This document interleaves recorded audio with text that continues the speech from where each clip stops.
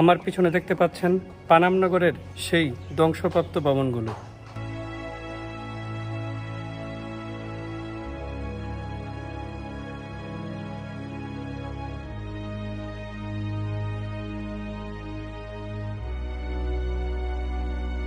প্রাচীন বাংলার রাজধানী সোনারগাঁয়ে যাওয়ার জন্য যখন আমি রওনা দিলাম তখন বাজে ঘড়িতে বেলা 10:30। আমি কাশপুর থেকে বাসে উঠবো এই চিন্তা করে কাশপুরে নেমে গেলাম, কারণ আমার বাসা কাশপুরের আশেপাশে, তাই আমার ঢাকা যেতে হয়নি। আর আপনারা যখন দূর দূরান্ত থেকে আসবেন তখন ঢাকার গুলিস্তান থেকে অনেক বাস আছে, যেই বাসে আপনারা খুব সহজেই ঢাকা থেকে মোগরাপাড়া যেতে পারবেন। তো আমি কাশপুর থেকে একটি বাসে চড়ে বসলাম, যেই বাস মেঘনা পর্যন্ত যাবে। তো ভাড়া পড়বে মাত্র 25 টাকা। তো 25 টাকা দিয়ে আমি প্রকৃতির নান্দনিক দৃশ্য দেখতে দেখতে সোনারগাঁর উদ্দেশ্যে রওনা দিয়ে দিলাম। এই মুহূর্তে আমি আছি মদনপুর থেকে সামনে এগোতেই পেয়ে গেলাম ঐতিহাসিক নাঙ্গলবন্ধ। ঐতিহাসিক নাঙ্গলবন্ধ পেরুতেই আমাকে হেল্পার সাহেব বললেন এখানে নেমে যেতে, কারণ গোয়ালদা বাস স্টেশন থেকে নাকি খুব সহজেই পানামনগর পানাম সিটিতে যাওয়া যায় এবং ভাড়া পড়বে মাত্র 20 টাকা। তো 20 টাকা দিয়ে আমি খুব সহজে যেতে পারবো, কারণ আমি সামনে এগুলো মোগরাপাড়া যেতে হবে। মোগরাপাড়া থেকে অনেকটা ঘোরা লাগে, এজন্য আমি গোয়ালদা বাস স্টপেজেই নেমে গেলাম এবং এখান থেকে অটো নিয়ে আমি অটোযোগে সেই পানামনগর পানাম সিটির উদ্দেশ্যে রওনা দিয়ে দিব। বন্ধুরা, আজকে আমি যাচ্ছি ইতিহাসের সেই হারিয়ে যাওয়া পানাম সিটিতে। 1500 শতকে ইশাকা সেখানে বাংলার প্রথম রাজধানী স্থাপন করেছিলেন। সেই নগরীর ধ্বংসাবশেষ এখনো রয়েছে কিছু পুরনো দালান কোঠা। এগুলো দেখলে অবশ্যই আপনাদের ভালো লাগবে। চলুন ঘুরে আসি পানাম সিটি থেকে। তো একটু এগোতেই আমি একটি অটো পেয়ে গেলাম। অটোওয়ালাকে জিজ্ঞেস করলাম আপনি পানামনগর পানাম সিটি যাবেন কিনা। তো উনি সহজেই রাজি হয়ে গেলেন। তো আপনারা একটু দামাদামি করে নেবেন, কারণ বাইরের লোকজন দেখলে তারা দামটা একটু বেশিই চায়। তো আমি ভাড়া করে নিলাম 40 টাকা, কারণ এই জায়গায় যে ঐতিহাসিক গোয়ালদা মসজিদ আছে, সেই মসজিদটা দেখার জন্য আমি 5 মিনিটের জন্য যাত্রা বিরতি দিব এবং সেখান থেকে আবার আমাকে উনি নিয়ে যাবেন পানামনগর পানাম সিটিতে।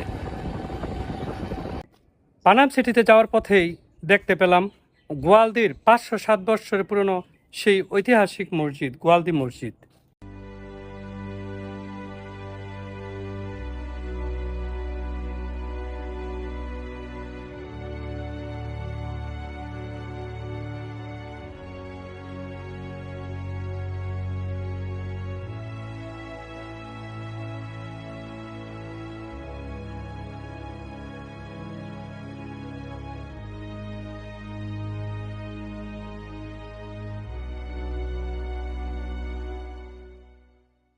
স্বাধীন বাংলার সুলতান আলাউদ্দিন হোসেন শাহ রাজত্বকালে এই মসজিদটি নির্মাণ করা হয়। চমৎকার এই মসজিদের স্থাপত্য শিল্প, যা স্থানীয় এবং বিদেশি পর্যটকদের আকৃষ্ট করে।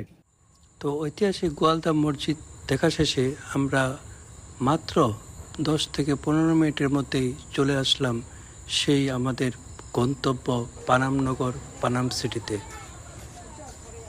পানামনগর পানাম সিটি আসার পর আমরা একটি সাইনবোর্ড দেখতে পেলাম, যেখানে লেখা আছে পানামনগর পানাম সিটি।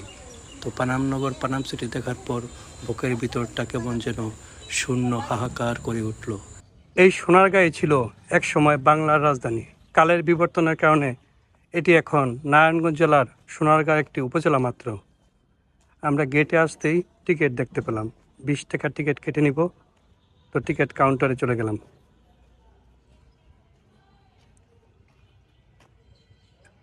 এটা টিকিট দেওয়া যাবে দাদা?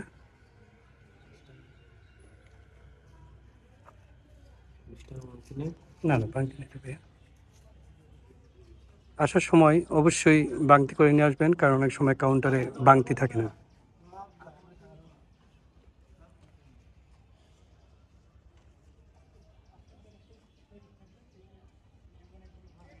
টিকিট কাটা শেষ। এইবার আমরা ঢুকবো সেই পানামনগর পানাম সিটিতে।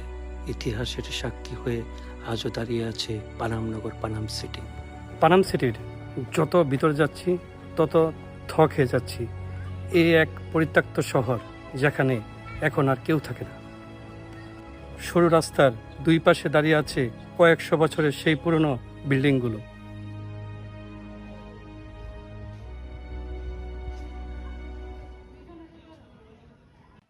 হারিয়ে যাওয়া এই নগরীতে পা দিয়েই নিজেই যেন হারিয়ে গেলাম কল্পলোকের অতল তলে।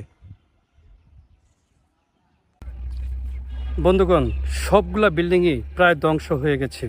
কিছু বিল্ডিং এখনও টিকে আছে কালের বিবর্তে। এরপরও যেই ভবনগুলো রয়ে গেছে সেই ভবনগুলো দেখলে আপনারা অনুমান করতে পারবেন কতটা সমৃদ্ধ ছিল এই নগরী। সেই শহর যেন আজ পুরাতন ইট সুরকির স্তূপ।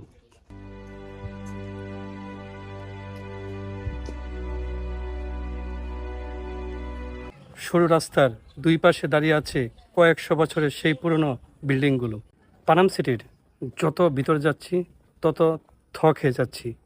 এই এক পরিত্যক্ত শহর যেখানে এখন আর কেউ থাকে না। হারিয়ে যাওয়া এই নগরীতে পা দিয়েই নিজেই যেন হারিয়ে গেলাম কল্পলোকের অতল তলে। একই অদ্ভুত এক বাস্তবতা যা মানতে মানুষ বাধ্য। যে শহরে একসময় ছিল ধনী বণিকদের বসবাস, সেই শহর যেন আজ পুরাতন ইট সুরকির স্তূপ।